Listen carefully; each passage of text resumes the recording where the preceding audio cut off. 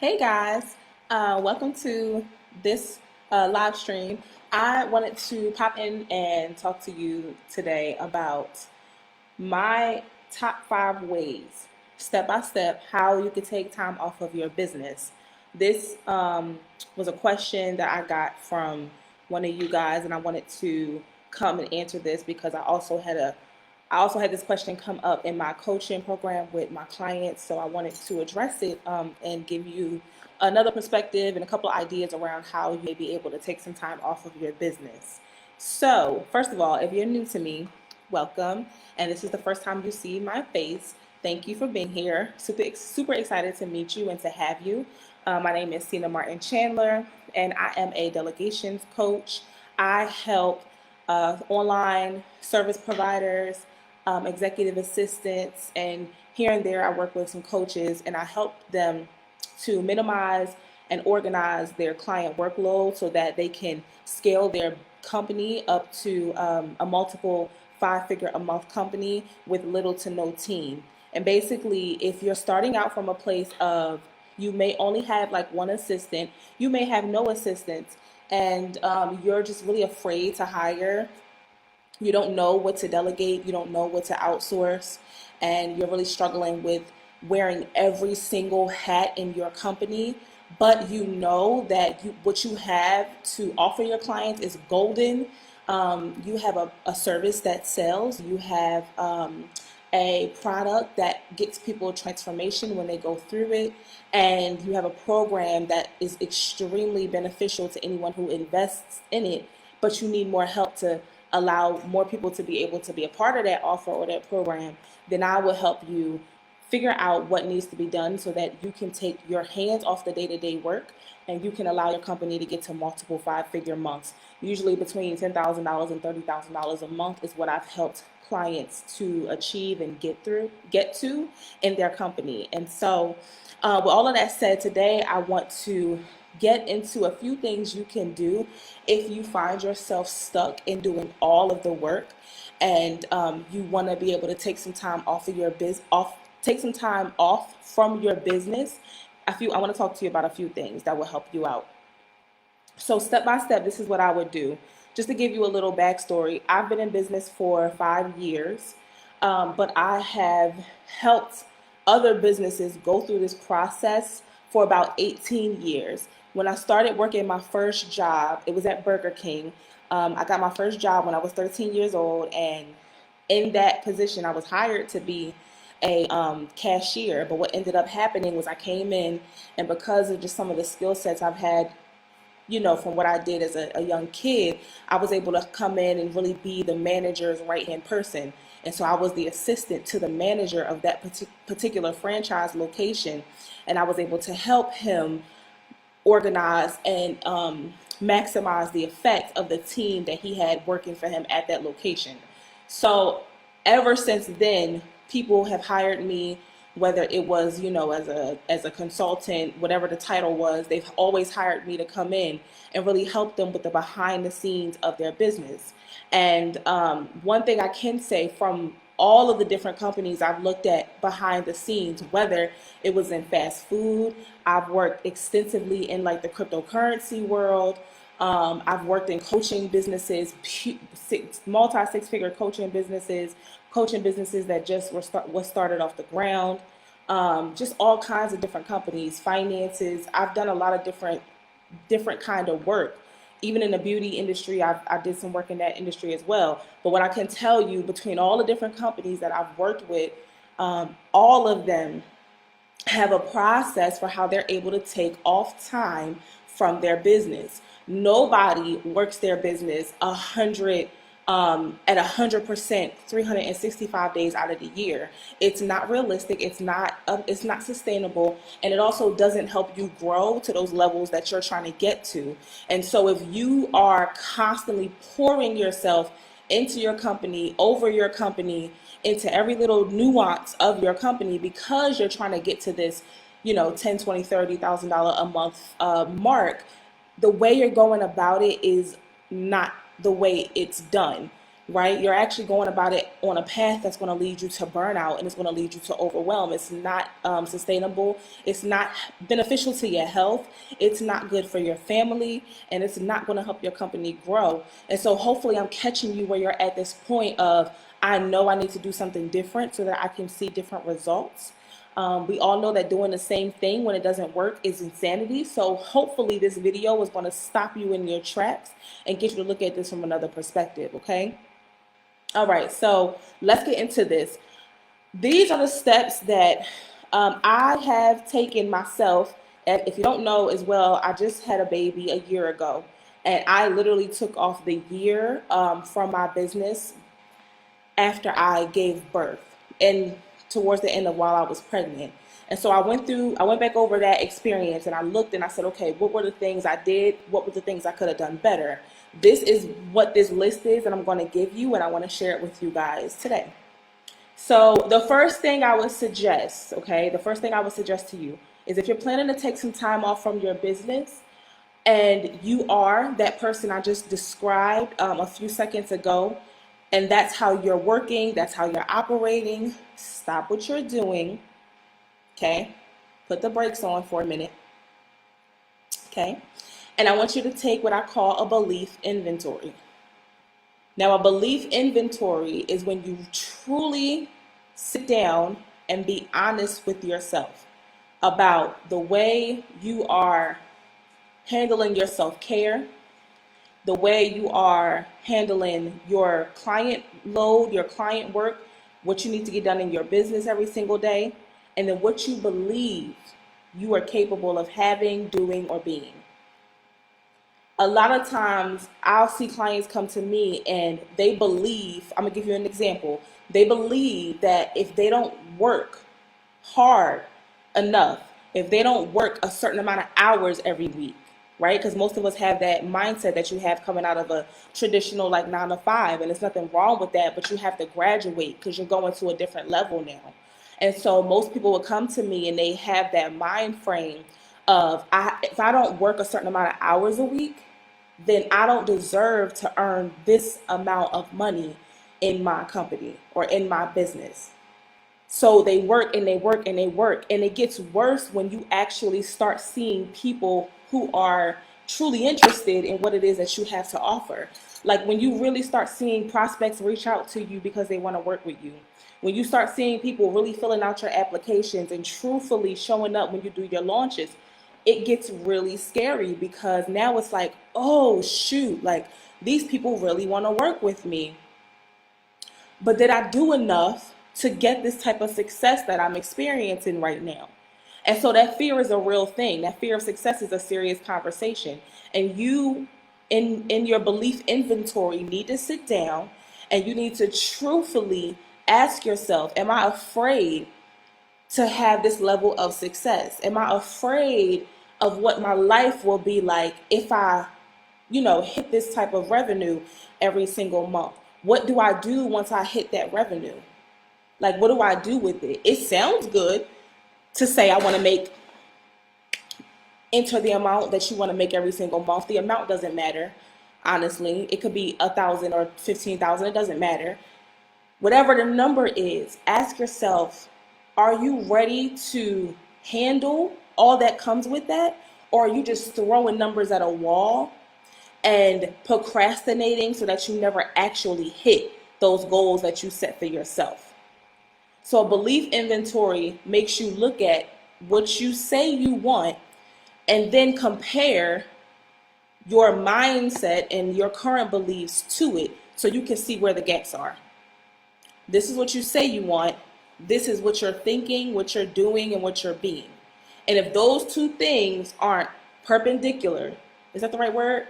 If those two things aren't parallel, that's the word I want. If those two things aren't parallel, you got to figure out what's off balance, what's out of alignment, what's not flowing right for you. And then if you want to take this back to, our faith, because you guys know I'm a faith-based business coach, let's take it back to your faith.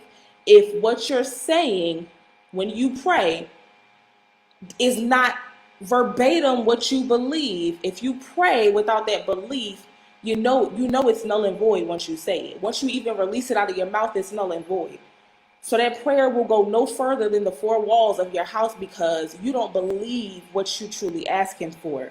And so that's that piece that a lot of us leave out. We have the goals, we have the things we want to accomplish, but where's the belief in relation to what we're saying out of our mouths? And so that's a belief inventory. That's the first thing I would do if you want to take some time off of your business. Okay? Second thing is you need to look at your desires and your goals. And when I say goals, I'm talking about your short-term and your long-term goals. Every CEO, every business owner should have short-term and long-term goals. If you don't feel bad, but get to work. Okay, especially now with everything that we're dealing with in the world and how much the world is changing, you've probably had to pivot this year. You've probably had to make some changes to your positioning, to your messaging, to your branding, to your offer, to the way you serve your clients. Something had to change for you this year because all of us had to change this year. And so you need to put into place your short-term and long-term goals, not just your financial goals. How do you want your structure of your company to run? What do you want the culture there to be? How do you want to show up when you do your marketing?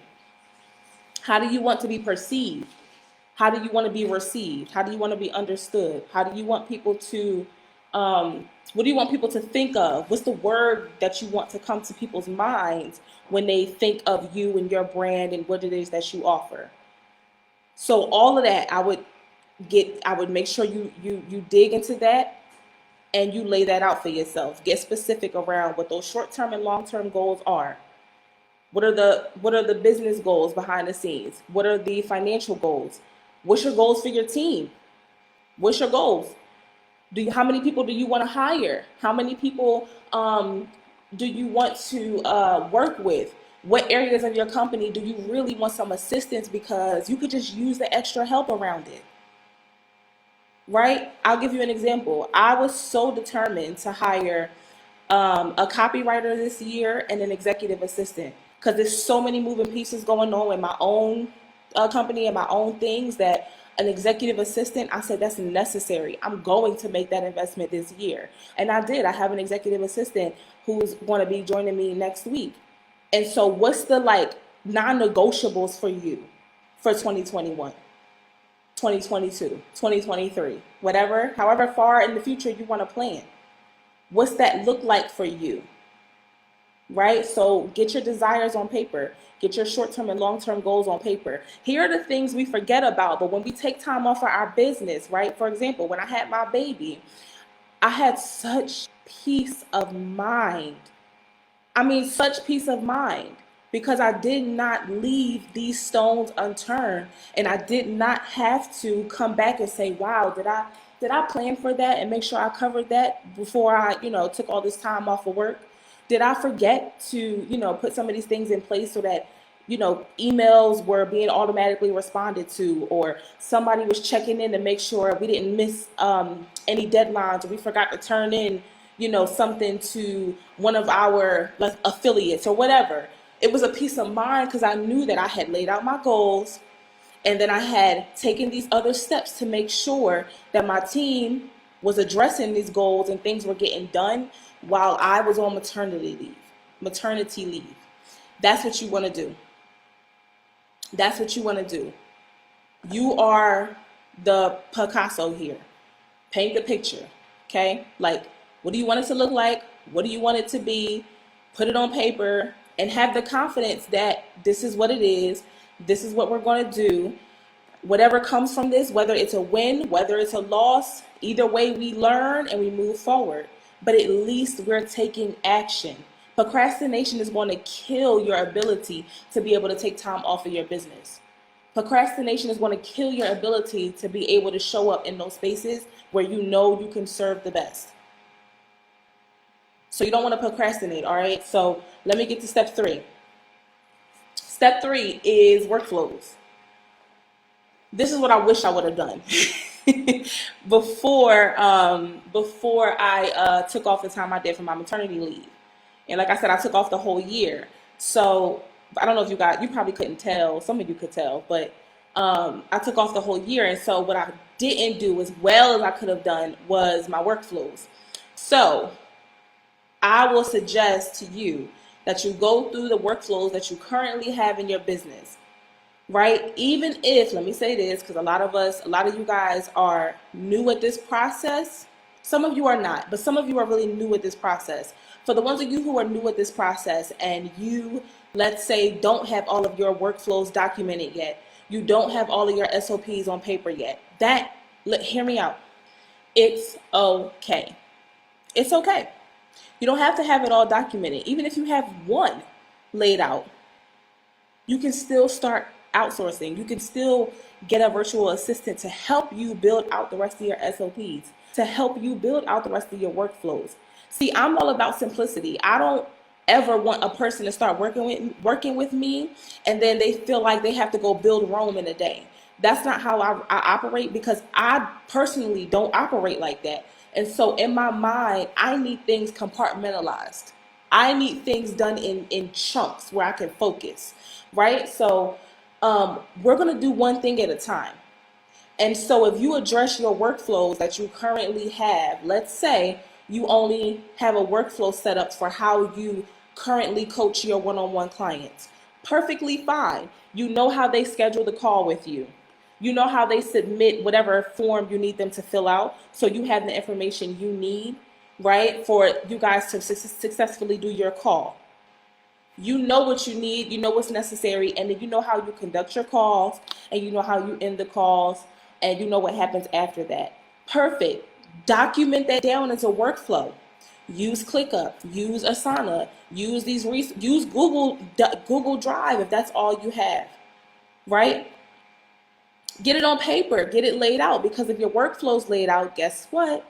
Now you have the ability to record a little video going through your workflow and with each step and what each process should look like, and then you can delegate that out to an assistant or to someone else who can help you when you take that time off of your company. If you get it documented and you get it to a point where you can explain it and you can teach it, somebody else can do it. That's it. Ladies, we have children, we have kids. Do we or do we not have to give tutorials for how to do everything every single day? Yes or no? We have to give tutorials to our kids about how to do them, how to run the microwave, how to put their clothes on properly, how to walk when they're first learning to walk. Everything as a mom, you're teaching all day long. What is your excuse for why you can't teach someone to run your business when you're not there? I'll wait. What's the difference? What's the difference? This is where you break the mindset barriers, where you stop being afraid to do what you literally do every single day anyway. It's just in a different capacity. It's in a different capacity. It's in a different arena, but it's the same skill set.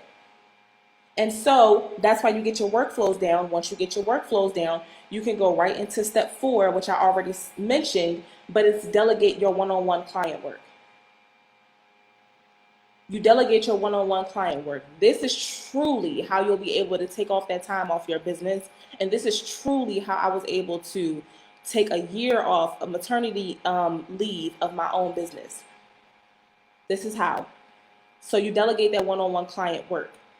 You let your clients know you're taking some time off. Yours may not be a year, but it may be 2 or 3 weeks that you want to just, let's say you're preparing for next year's summer vacation and you want to be off a couple of weeks, or you want to take off the summer. Let them know things are going to be a bit different for that time frame that you're out of work, that you're taking off of your business. Let them know where they can still get the resources and the help they need from you. And if you have deliverables and things you have to give to them during that time frame that you're off of work, teach your assistant how to do it. Pre-record your video. Pre-record any information that you need to share with them. Pre-record any coaching conversations that you need to have to move them through the process so they can get transformation. And then delegate the one-on-one client work. That way, everything is running, and all you have to do is check in. Pop in, check an email, take 15 minutes out of your whole week. Take 15 minutes, go in there and look, and just make sure everything is running smooth, running great, and then go continue taking your time off of your business. And if you don't even want to do the check-in, oh, thank you, Erica. Thanks. I didn't see Erica was on here. Hey, boom. So take that time off of your business. Take that time off of what it is you have to do. So that's the way you delegate your one-on-one. That's the way you'll delegate your one-on-one client work, right? And then the last step, this is the fifth step, because now we talk about money. And everybody always asks, well, how are you able to afford to hire? Like, how do you make yourself able to afford to hire? There's a couple ways you could do it. I'll actually go through like 10 different ways in another video. And if you guys want me to go through that, put a 1 in the comments so that I know that's something you want me to talk about. But what I would suggest, if you're planning to take that type of time off of your business, let's use my example where I went on maternity leave. I would suggest you create a scalable offer. Now, this can look like an online course. You don't have to be a coach to do this, guys. Like, you can create an online course about how to teach your baby how to potty train. Like, seriously, how to golf, how to put a crochet in your hair. Like, literally, there's courses for everything. There's a market for everything, right? So create something that's scalable, meaning if you get 3 people that join 1 month and you get 30 people that join the next month, it's not going to require more work from you. That's scalable. So if you get 300 people 1 month, it's not going to create more work from you. It's just about maintaining it once it starts getting a lot of traction like that. But create an offer where something is serving and selling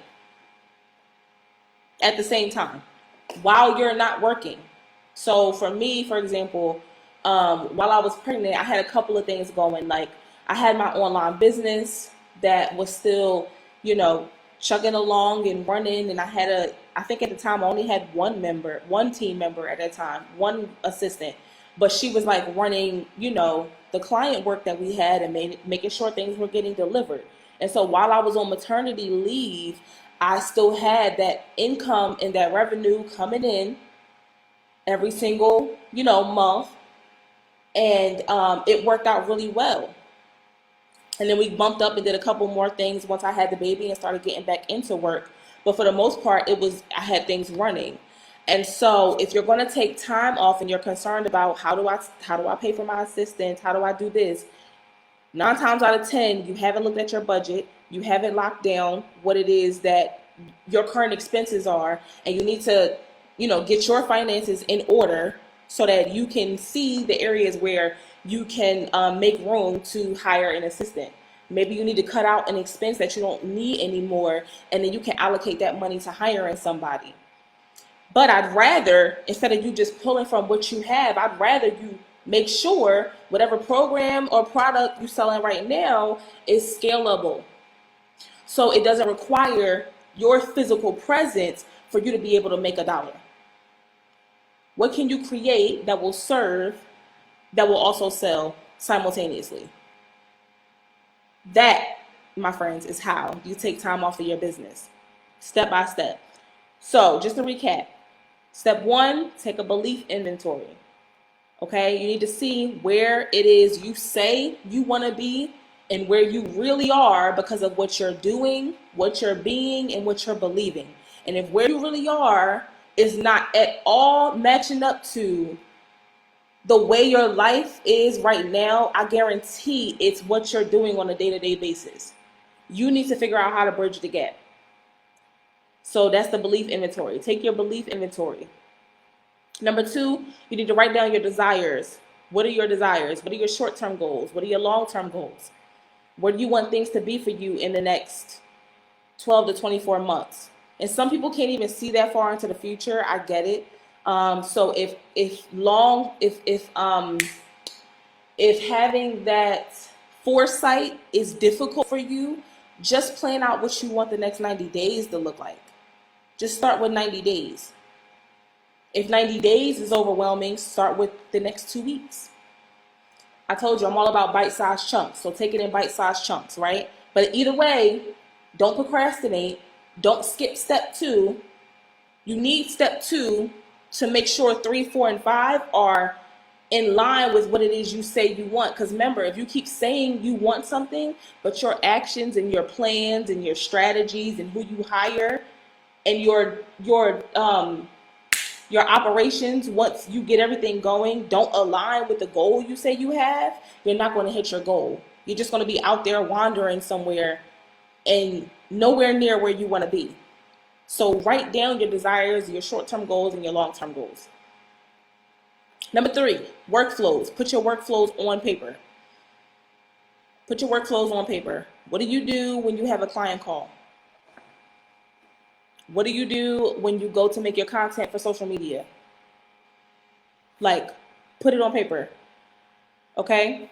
After you got your workflows down, create little tutorial videos going over each step in your flow. Show them, do a live example if you want to.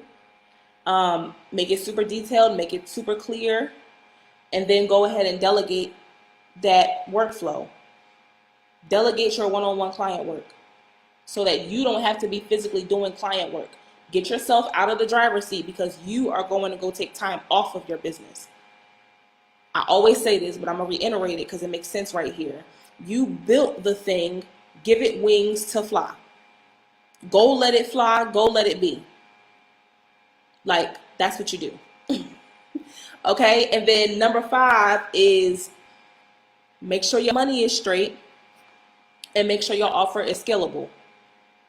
Create a scalable offer. Make sure your program, product, whatever, can enroll as many people as it needs to while you're taking time off of your business, and it's not going to cause like a strain on you. It's not going to cause you to physically have to be there to deliver the thing, and it'll keep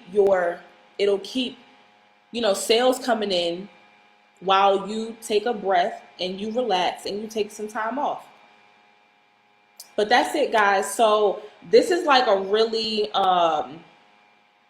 brief overview of this process and what this looks like.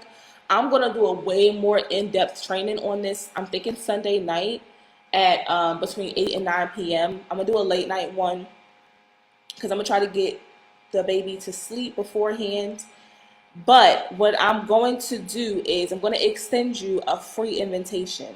So if you want to join me for Sunday night's training, I'm going to go through a new method that I have developed to truly, truly help business owners who are in this position and stuck in the I'm doing everything, I'm wearing every single hat rut, and you want to figure out how to hire, how to overcome the fear of hiring, what you need to delegate so you can start scaling your company, and then the steps you need to take so you can get your company from where it is now to doing multiple 5 figures a month. Then you really need to join me in the Facebook group for this VIP training. I'm not putting it on social media. It's going to only be in the Facebook group. So if you want to join us for Sunday night's training, free of cost, make sure you click the link that's above or around this video. Share this video on your page. Please share this. Somebody you know is in business and somebody needs to see this. Join us in the Facebook group, The Ultimate Guide to Hiring a Virtual Assistant. And I'll see you guys there Sunday night for our exclusive deep dive training on growing your company the way you need to grow it for this next quarter. So thank you guys for being here. I am super excited to see you for Sunday night, and I'll talk to you soon. Bye.